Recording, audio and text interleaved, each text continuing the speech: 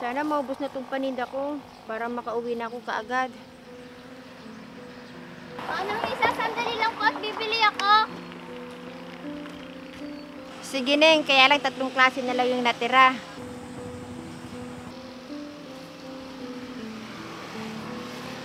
Opo, Manang, okay na po ito. Kukunin ko na po lahat. Sige, Neng. Dahil paubos naman na ito, bibigay ko na sa'yo ng mas murang presyo. Naku, salamat po. Ang bait niyo po talaga, Manang. Lagi na lang po ako may discount sa inyo. Siyempre, suki kita. Magkano po ba lahat? 50 na lang.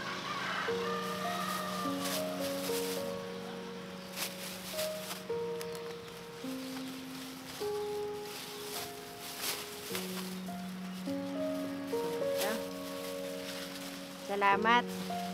Salamat po. Ingat po kayo sa pag-uwi, Manang. Salamat, Ineng. Salamat, Panginoon, at nakapokus ako ng maaga sa paninda ko. May naiuhulog na naman ako sa alkansya ni Emma.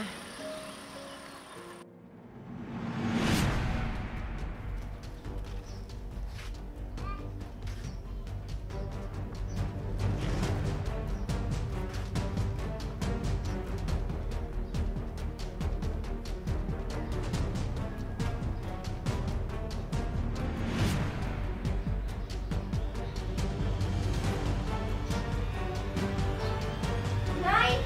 Nay! Nay, sandali lang po. Tatawagan ko po sila ate.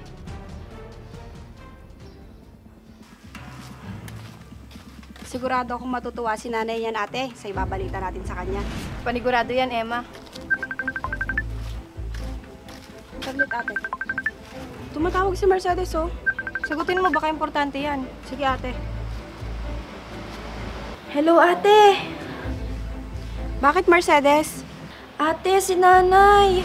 Ha? Sige, pauwi na kami ni ate. Ate, si nanay! Halika na, uwi na tayo. Nay, ano pong nangyari sa inyo? Kamusta po kayo? Mercedes, anong nangyari? Bakit matamlay na naman si nanay?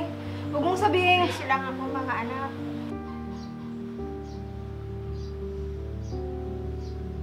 Mercedes! Tinatanong ka ni Ate Marga! Opo, ate. Sumumpong na naman po kanina yung sakit ni nanay. Dahil kakauwi niya lang po galing nagtinda. Ano? Yan na nga ba yung sinasabi ko eh? Nay, di ba napag-usapan na natin to? Hayaan nyo na ako, mga anak. Kailangan kong kumayod para mairaos natin ang isang araw.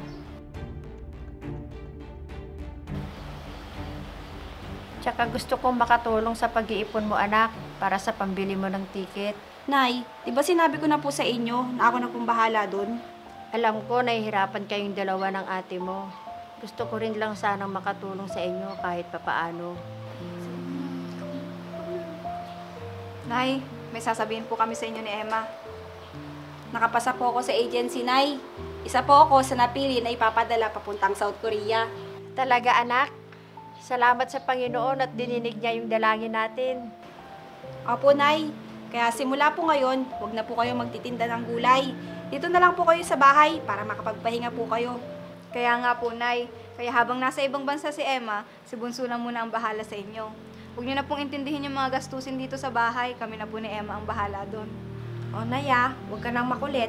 Naku, isusumbong talaga kita kala ate. Ano nga uli yung mga bawal sa inyo, Nay?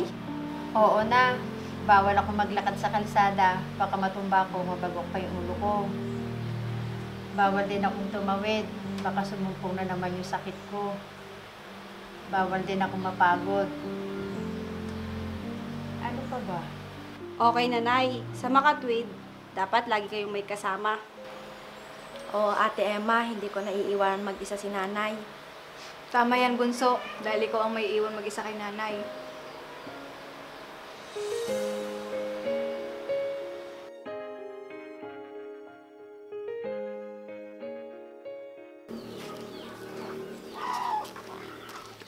Nay, inom na po kayo ng gamot nyo. Salamat, anak.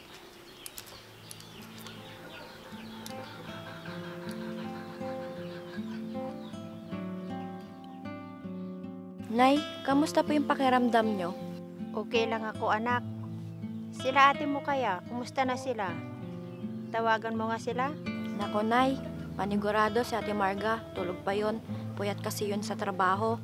Si Ate Emma mo kaya? Sige Nay, subukan natin tawagan.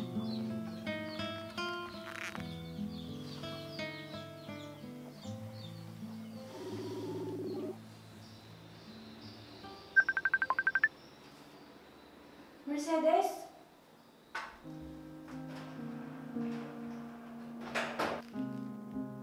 Hello, Mercedes? Ba't napatawag ka? May problema ba? Wala naman ate. Gusto ko lang kamustahin ni nanay. Teka, ibibigay ko po. Hello? Anak? Kumusta ka na dyan? Hello?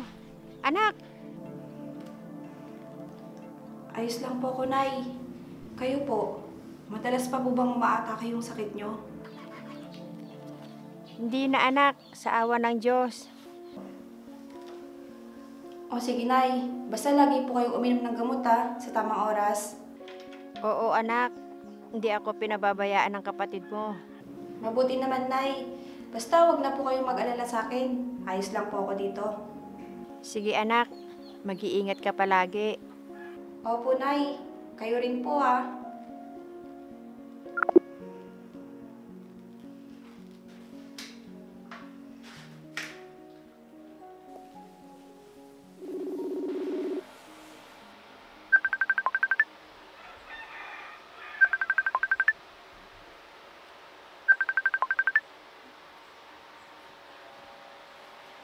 Hello, Emma.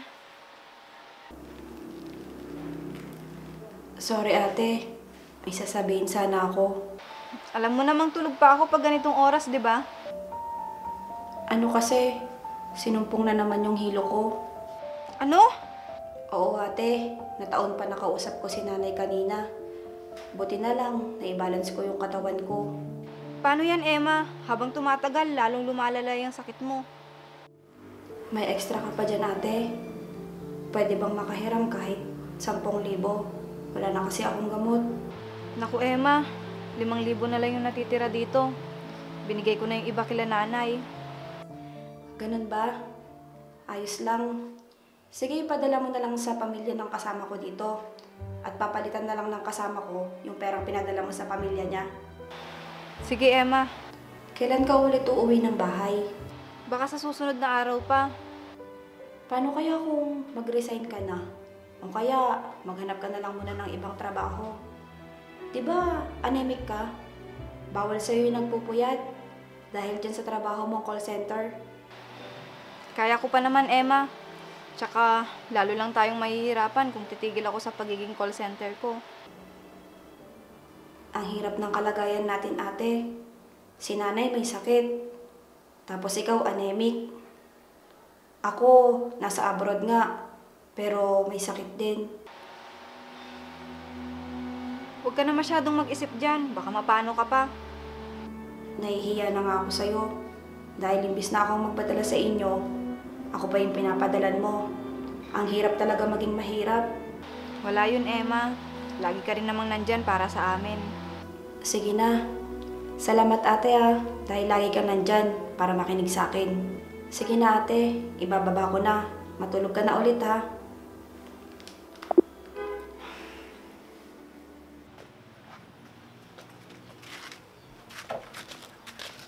O anak, butit umuwi ka. Wala ka bang pasok ngayon? Mano po, Nay? Wala po. Day off ko po ngayong araw kaya dumiretso na ako dito. Sige anak, punta muna ako sa tindahan at bibili ako ng ulam natin mamaya. Pahinga ka muna sa loob. Sige po, Nay. Mag-iingat po kayo.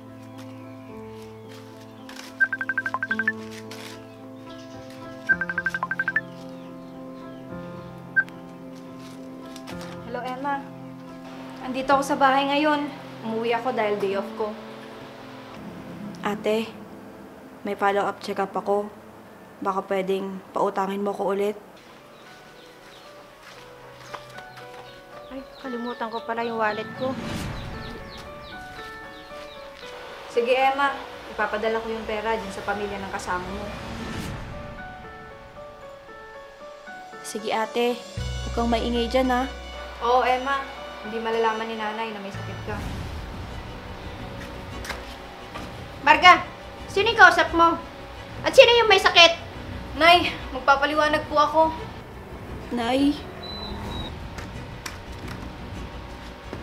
Oh, Ate Marga, andyan ka na pala. Sino yung pinag-uusapan nyo? Si Ate Emma po ba?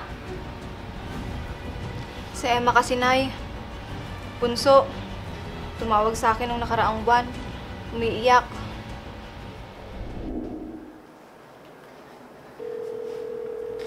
Ate Marga, sumagot ka please. Hello, Ate Marga. Hello, Emma. Ano yun? Bakit ka umiiyak? Ate, may malaki tayong problema. Ano ba yun, Emma? Huminahon ka nga muna. Ate, nagpa-check up ako kahapon. Dahil madalas ako nahihilo sa trabaho. Binalikan ko yung resulta ngayon. Oh, ano daw ang resulta?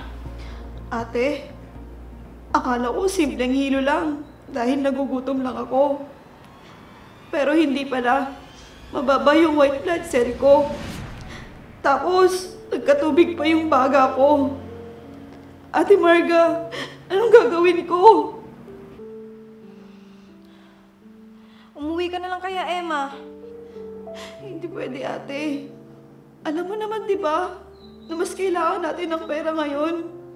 Mas mahihirapan tayo pag umuwi ako. Kesa naman mag-isa ka dyan. Walang mag-aalaga sa'yo.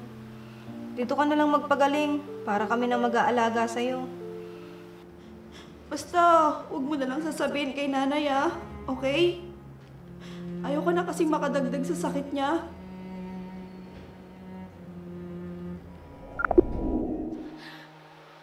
Totoo po, ate. Nay, okay ka lang ba? Mercedes, kuha naman ng tubig si nanay. Okay ka lang, Nay? Kausap mo pa ba yung kapatid mo, Marga? Opo, Nay. Hindi pa po niya binababa ang tawag. Anak, Patawarin niyo ako, nay. umuwi ka na lang rito. Kahit na mahirap ang buhay natin, mas masaya pa rin kung sama-sama tayo. Ang hiling ko lang naman, may ahon kayo sa kahirapan. Pero hindi ko naalagaan yung sarili ko. Ayos lang, anak. Huwag mo nang isipin yan. Ang mahalaga, magkakasama tayo at sama-sama nating harapin ang hamon sa buhay. Opo, nay. Hayaan niyo po, magpapagaling po ako. Sige, anak. Mag-iingat ka dyan. Nay, tahan na po. Ito na ba yung tubig nyo?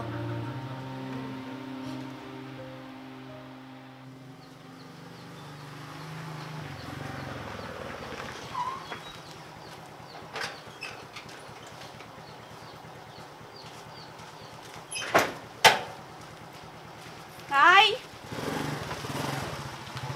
Anak!